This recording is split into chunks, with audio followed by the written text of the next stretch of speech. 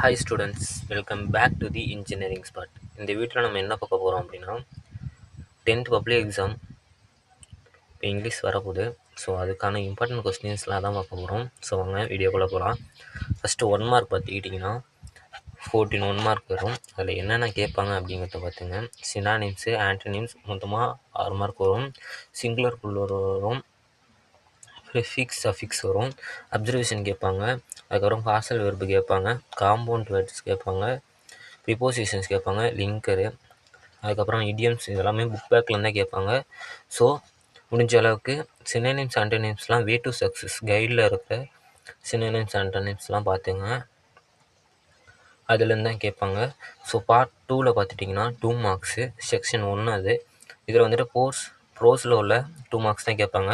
So இதுலேயுமே ஒவ்வொரு யூனிட்டுக்கும் நமக்கு மொத்தமாக 7 யூனிட்டு, 7 யூனிட்லேயும் எந்தெந்த கொஸ்டின் அப்படிங்கிறத கொஸ்டின் நம்பர் நம்ம போட்டிருக்கோம். ஸோ இதெல்லாம் தான் இம்பார்ட்டன்ட் 2 மார்க்ஸு. ஸோ இதை பார்த்துக்குங்க.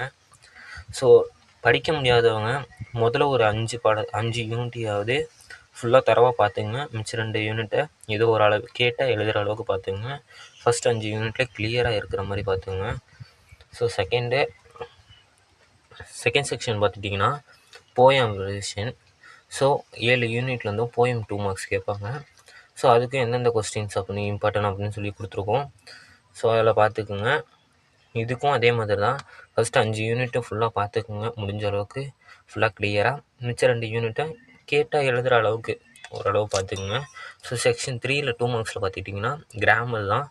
ஸோ அதில் வந்துட்டு 13ல் ஆக்டிவ் வாய்ஸ் பேசிவ் வாய்ஸ் கேட்பாங்க. இதுவுமே புக் பேக்கில் தான் கேட்பாங்க.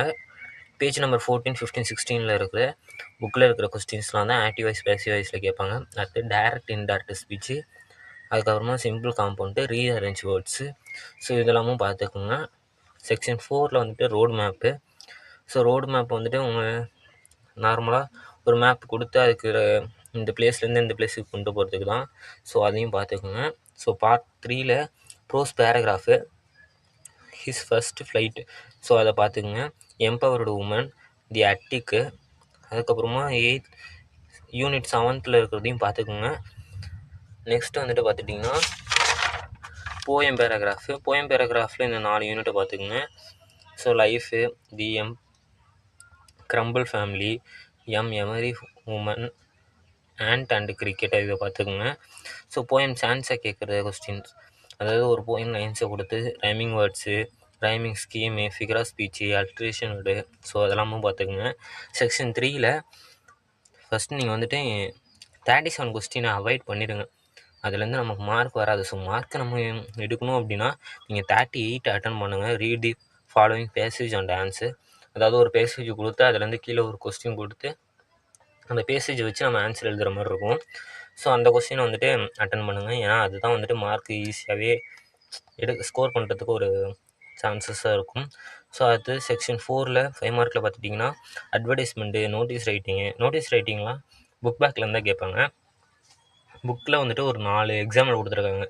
ஸோ அதை மட்டும் பார்த்துக்கிட்டாலே நோட்டீஸ் ரைட்டிங் நல்லாவே எழுதிடலாம்.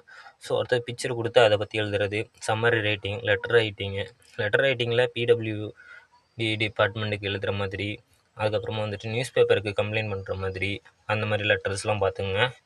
நெக்ஸ்ட்டு மெமரி 4 யூனிட்டோட மெமரி போயமும் பார்த்துங்க. அதுக்கப்புறமா பேராகிராஃப் கொடுத்து அதுலேருந்து கேள்வி கேட்குற கொஸ்டின்ஸு, கான்வர்சேஷன், அதில் டெம்பஸ்ட்டு, சிக்ஸாக்கு, முல்லன், ஏஜ்டு மதர், இதெல்லாமும் பார்த்துக்குங்க. இந்த வீடியோ உங்களுக்கு யூஸ்ஃபுல்லாக இருந்துச்சுன்னா லைக் பண்ணுங்கள், உங்கள் ஃப்ரெண்ட்ஸுக்கு இந்த வீடியோவை ஷேர் பண்ணுங்கள். அதுக்கப்புறம் நம்ம சேனலை சப்ஸ்கிரைப் பண்ணிக்கோங்க. ஏன்னா அடுத்தடுத்து வரதுக்கு எல்லா எக்ஸாமுக்கு உள்ள இம்பார்ட்டன்ட் கொஸ்டின்ஸ்லாம் நம்ம சேனலில் வீடியோவாக அப்லோட் ஆகும். அதெல்லாம் உங்களுக்கு உடனே பார்க்கணுன்னா நம்ம சேனலை சப்ஸ்கிரைப் பண்ணி வச்சுக்கோங்க. தேங்க்யூ.